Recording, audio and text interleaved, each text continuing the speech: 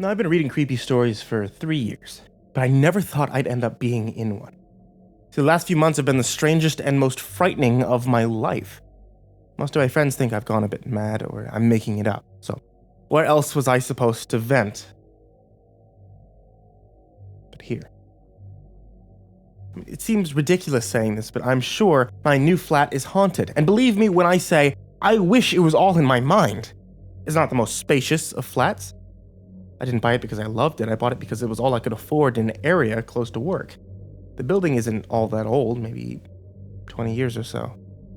The flat itself, which is 3 stories up, is quite modern inside with wooden flooring, white walls. There are 2 bedrooms, one of which has been the focal point of everything that's occurred. When I moved in, I threw everything I couldn't find a place for into the 2nd bedroom. I've never been the most organized, and I do tend to, hoard some things, if I'm honest. The spare room was filled with rolled up posters, tools, DVDs, boxes of clothes, and even some old bedroom furniture I still had left over from my first place. There wasn't much room to move around in there, so you can imagine my surprise when I heard something unthinkable coming from inside. It all started about 2 weeks after I moved in. I was cooking dinner in the kitchen one evening, and I had zoned out while stirring some pasta, listening to a podcast as I often do to get through the boringness of cooking. And that's when I heard it. The boiling water faded into the background as I realized that the sound of bubbles forming and bursting had just been joined by a very distinct noise. I could hear the sound of footsteps walking slowly down the hall towards where I was. My nerves began to rattle. Someone had broken into my flat and was making their way to where I stood. I grabbed the kitchen knife. For those who would think that this is extreme, I've been burgled once before. And slowly made my way into the living room and then towards the hall.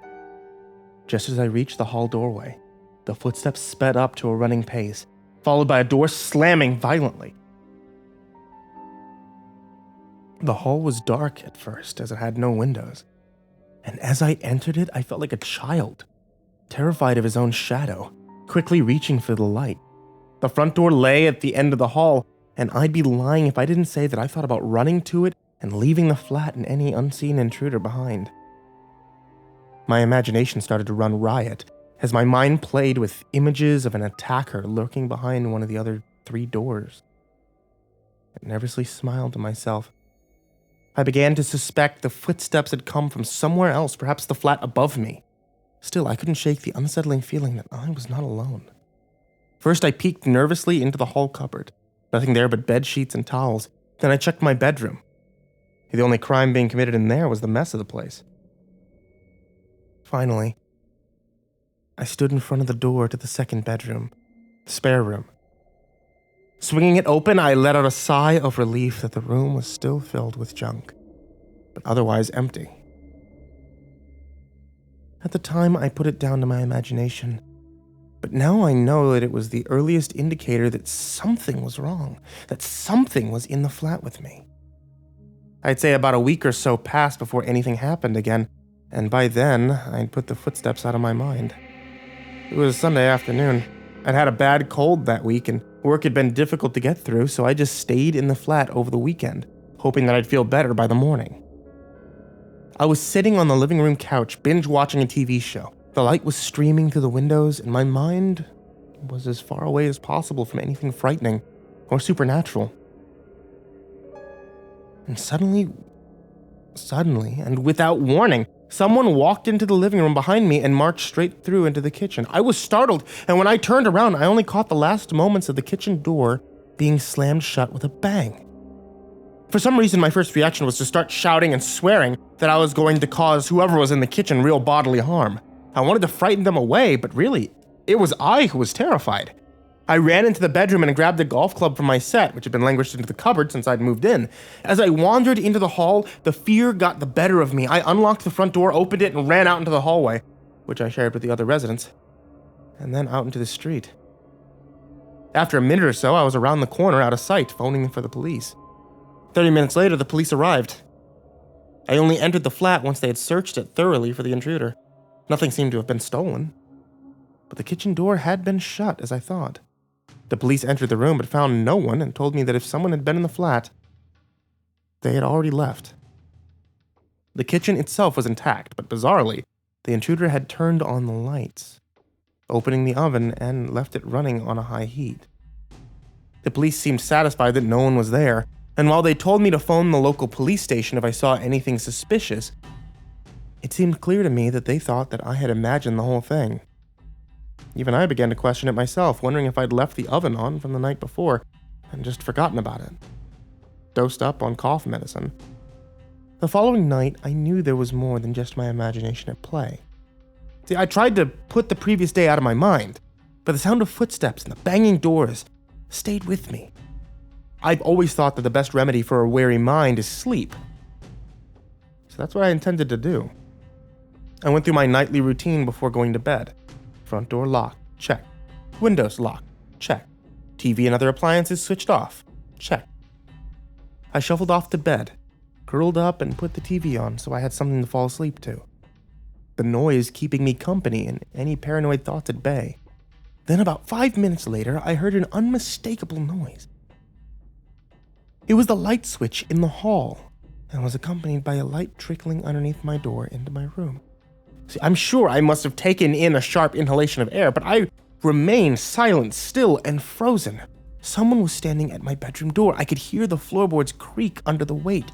Before I had time to react, the intruder walked slowly down the hall away from my room, stopped for a moment, and then, I was sure of it, entered the square room. It took me a few seconds to piece together what had just happened. For a moment, I hesitated again, wondering if I should phone the police or whether this was just another flight of fancy. Suddenly, I heard a loud clattering noise. My things being thrown around violently. I called the police quickly and frantically moved a wardrobe up against my bedroom door, hoping that I would be left alone. Then I heard the intruder again. A door creaked open quietly, almost inaudibly, and slowly, surely the footsteps began walking towards my bedroom door. They then stopped right outside my room as if the person were about to enter. That was the most terrifying thing, having to wait to see what the intruder would do next. Suddenly, I heard a banging sound. The police were knocking on my outside door. The footsteps then turned and marched down the hall into the living room and then kitchen before ending the entire ordeal abruptly with a loud bang of a slammed door. By the time I let the police into my flat, I was visibly shaken, and yet they found very little at first. The kitchen was as it had been before, the oven door lying open, spewing out heat into the night. The spare room, however, was another story entirely. Everything in there had been thrown around violently, much of it broken and torn, an old mirror smashed, and most of the boxes and furniture upturned. I swore to the police that the intruder had never left, that they couldn't have, that they must still have been in the flat somewhere hiding. And that suggestion was greeted with an unhealthy amount of incredulity. I won't bore you with the details, but these strange events continued for over 2 months. Sometimes it would be something small, a piece of furniture out of place, a light switch on by itself, but on 3 separate occasions. The same exact occurrences, which had left me barricaded in my room, took place. Footsteps in the hall, spare room left in disarray, and then the slamming of the kitchen door and the oven lying open. Eventually, even on the quiet nights, the fear of something happening became too much for me. The anticipation took a heavy toll. Most nights nothing would occur, but then on other nights the same ghostly footsteps would wander through my house. I just couldn't sleep there any longer. Finally, I couldn't bear it any longer, and so I spent several nights at my brother's just to get a good night's sleep. I told him the truth, but he just seemed more worried about my state of mind than anything else. I don't blame him. I can imagine how it all must have appeared. After a few days, he offered a solution of sorts. He would house sit for me. He wanted to see these occurrences for himself. I didn't enter back into the flat lightly, but if someone else experienced what I had, it at least would confirm to me that I wasn't going mad. I slept on an airbed on my bedroom floor, while my brother slept in my bed for 3 nights in a row with nothing strange occurring. Then, finally, on the 4th night, as I was drifting off to sleep, I heard it. Click. The light in the hall came on. My brother sat up, startled, and looked at me on the floor, his expression one of disbelief. He whispered for me to get up, which I did. We then listened. The footsteps gradually appeared, as if starting from somewhere far off. They continued growing louder as they walked slowly towards my bedroom door. I think that's the first time in my life where I've seen my brother genuinely scared. As the footsteps neared, he jumped out of bed and dragged my wardrobe in front of the door. It was then that he made himself quite clear, whispering in a low voice, he hadn't thought that anything would happen. In fact, he just came and stayed with me to set my nerves at ease or to prove that I was sleepwalking and causing the issue myself, but he didn't believe. But as the footsteps stopped outside the bedroom door, he swore under his breath and stood by the window.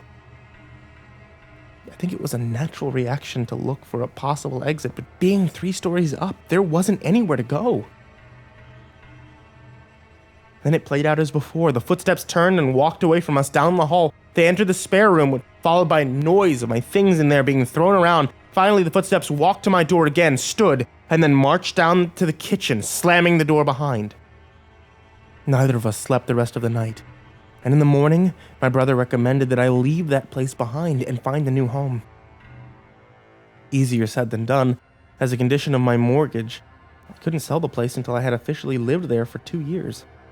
He offered to let me sleep at his until I could find somewhere else to rent in order to wait the 2 years out, but I just couldn't afford it. My brother and his wife had 2 kids, and were trying for a third. In a 2-bedroom house, staying there was no long-term solution for any of us. Later that day, he phoned me, overly excited by the idea that he had found a solution.